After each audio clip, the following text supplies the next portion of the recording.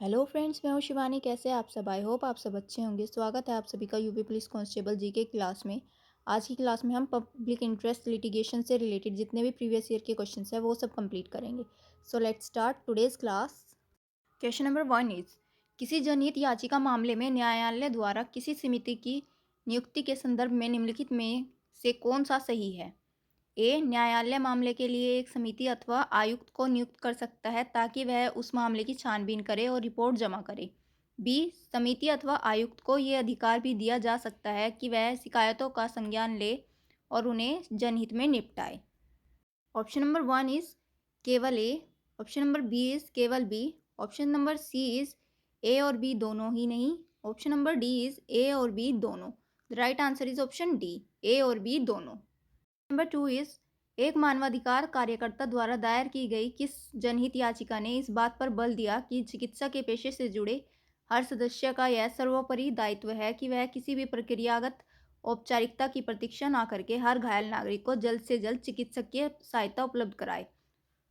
Option number A is SP Gupta बनाम भारत संघ, option number B is Madhya Pradesh राज्य बनाम Madan Lal, option number C is Samatha बनाम आंध्र प्रदेश राज्य, option number D is Parmanand Katara बनाम भारत संघ। The right answer is option number D, Parmanand Katara बनाम भारत संघ। ऑप्शन नंबर 3 इज, निम्न में से किन पर जनहित याचिका मामलों के रूप में विचार नहीं किया जाता है? ए, मकान मालिक किराएदार मामले, बी, सेवा मामले और पेंशन और ग्रेचुएटी से संबंधित मामले, सी, पारिवारिक पेंशन। Option A is A, B और सी, ऑप्शन बी इज केवल A, option C is A और B, option D is B और C. The right answer is option A, B और C.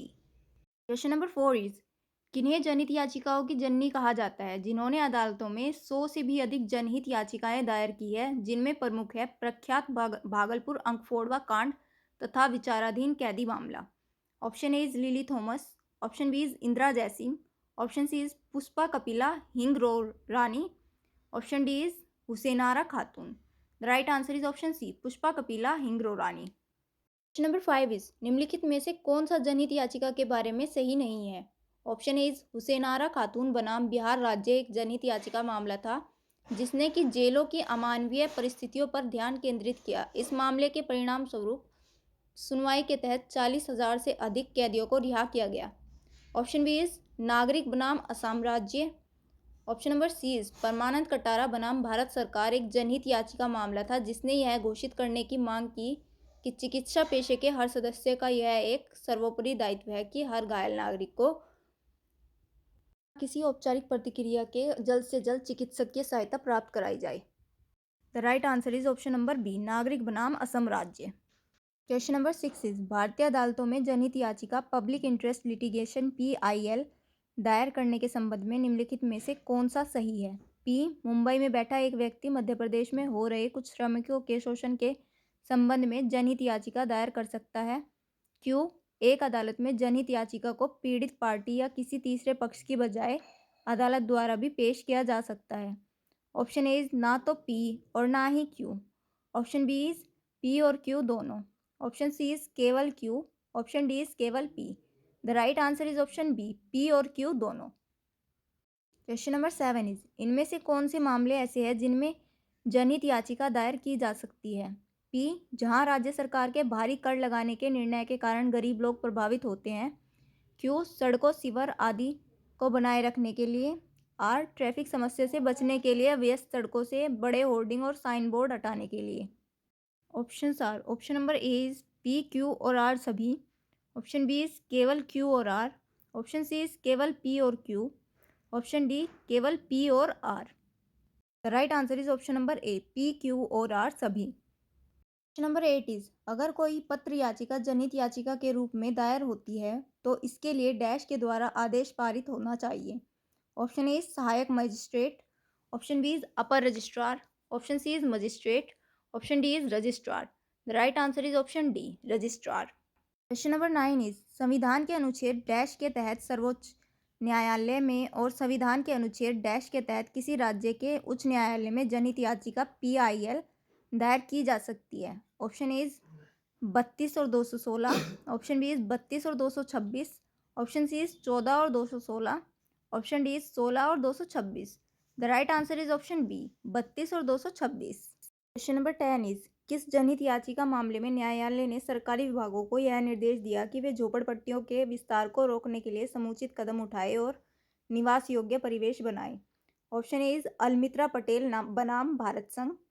Option B is Parmanand Katara बनाम भारत संघ। Option C is Samatha बनाम आंध्र प्रदेश राज्य। Option D is ABC बनाम राष्ट्रीय राजधानी क्षेत्र Delhi NCT. The right answer is option A Almitra Patel बनाम भारत संघ। क्वेश्चन नंबर 11 इज किसी रिट याचिका को जनहित याचिका के रूप में दायर करने के संदर्भ में निम्नलिखित में से कौन सा सही है? ए रिट याचिका किसी ऐसे पर्सन से संबंधित होनी चाहिए जो जनता या लोगों के एक बड़े समूह को प्रभावित करता हो, ना कि किसी व्यक्ति विशेष को। बी केवल प्रभावित और पीड़ित व्यक्ति ही याचिका दायर कर सकता है। ऑप्शन ए इज ए और बी दोनों।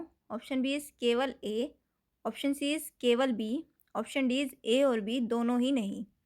Right answer is option B केवल ए। क्वेश्चन नंबर 12 इज इनमें से कौन सी जनहित याचिका के जरिए नसबंदी के लक्ष्य हासिल करने के लिए राज्य द्वारा की गई धांधलियों को उजागर करने के उद्देश्य में से आर्थिक मुआवजे, मरीजों की सुरक्षा के निर्देशों, शल्य चिकित्सा के दिशा निर्देशों इत्यादि की मांग की गई? ऑप्शन ए इज एबीसी बनाम राज्य राष्ट्रीय राजधानी क्षेत्र Delhi NCR. Option B Almitra Patel बनाम भारत संघ। ऑप्शन सी श्रेया सिंगल बनाम भारत संघ। ऑप्शन डी देविका विश्वास बनाम भारत संघ। Right answer is option D Devika विश्वास बनाम भारत संघ। क्वेश्चन नंबर 13 इज निम्नलिखित में से कौन सा एक जनहित याचिका दाखिल करने के संबंध में सही है? फर्स्ट, जनहित याचिका केवल एक राज्य या केंद्र सरकार या नगर निगम के अधिकारियों आदि के खिलाफ ही दायर की जा सकती है। सेकंड, निजी पक्ष को प्रतिवादी के रूप में संबंधित राज्य प्राधिकार को एक पक्ष बनाने के बाद जनहित याचिका में शामिल किया जा सकता है। ऑप्शन ए इज फर्स्ट और सेकंड दोनों में से कोई नहीं। ऑप्शन बी इज केवल सेकंड। ऑप्शन सी इज केवल first. Option D is first और सेकंड दोनों।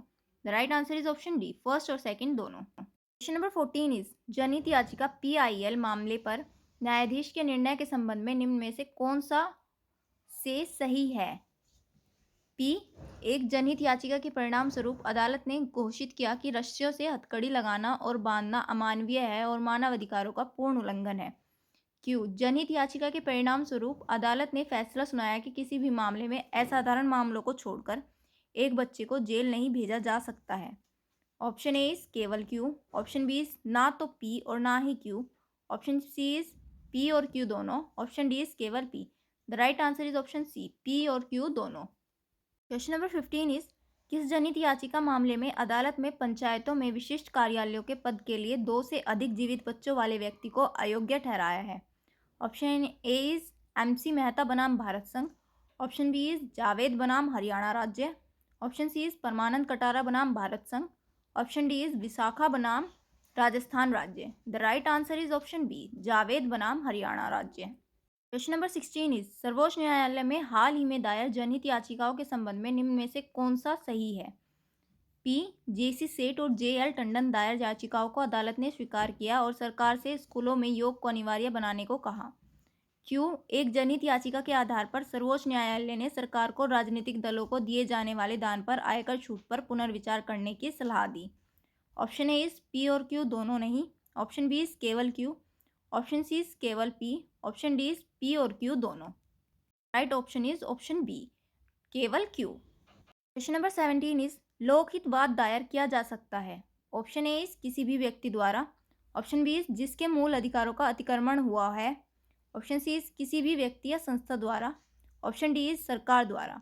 The right answer is option C किसी भी व्यक्ति या संस्था द्वारा। नंबर 18 इज जनहित याचिका को किस जन क्षति के संदर्भ में दायर किया जाता है? ऑप्शन ए इज जन कर्तव्यों के उल्लंघन से संबंधित क्षति। ऑप्शन बी इज संविधान के प्रावधानों के उल्लंघन से हुई जन क्षति। ऑप्शन सी इज कानून के उल्लंघन से हुई जन क्षति। ऑप्शन डी उपरोक्त सभी। The right answer is option D उपरोक्त सभी। क्वेश्चन नंबर 19 इज डैश एक रूपक है जो ऐसी न्याय वितरण सभाओं के लिए इस्तेमाल किया जाता है जो कानून अथवा न्याय के आदर्शों की कोई परवाह नहीं करती और जिसका आधिकारिक महत्व उस प्रदेश में जहां वह स्थित है ना के बराबर होता है अथवा बिल्कुल नहीं होता। Option A is panchayat. Option B is kangaroo court. Option C वैकल्पिक न्यायालय। ऑप्शन डी ग्रामीण न्यायालय। Right answer is option B, kangaroo court. Question number 20 is जनहित याचिकाओं से जुड़ी निम्नलिखित घटना का उनके कालक्रम के अनुसार लिखिए। सबसे पहले घटित घटना से शुरू करके सबसे अंत में घटित घटना तक। ए आपातकाल, बी एमसी मेहता बनाम भारत संघ, सी हुसनारा खातून बनाम बिहार राज्य। Option A is C A B, option B is A B C, option C is C B A, option D is A C B. The right answer is option D, A C B. Question number 20 is लोकहित वाद दायर किया जा सकता है। Option A is किसी भी व्यक्ति द्वारा, ऑप्शन बी इज जिसके मूल अधिकारों का अतिक्रमण हुआ है, ऑप्शन सी इज किसी भी व्यक्ति या संस्था द्वारा, ऑप्शन डी सरकार द्वारा। The right answer is option C, किसी भी व्यक्ति या संस्था द्वारा। That's it for today. Now we'll meet in our next class. Till then, bye bye and take care. And please like, share, and subscribe my channel.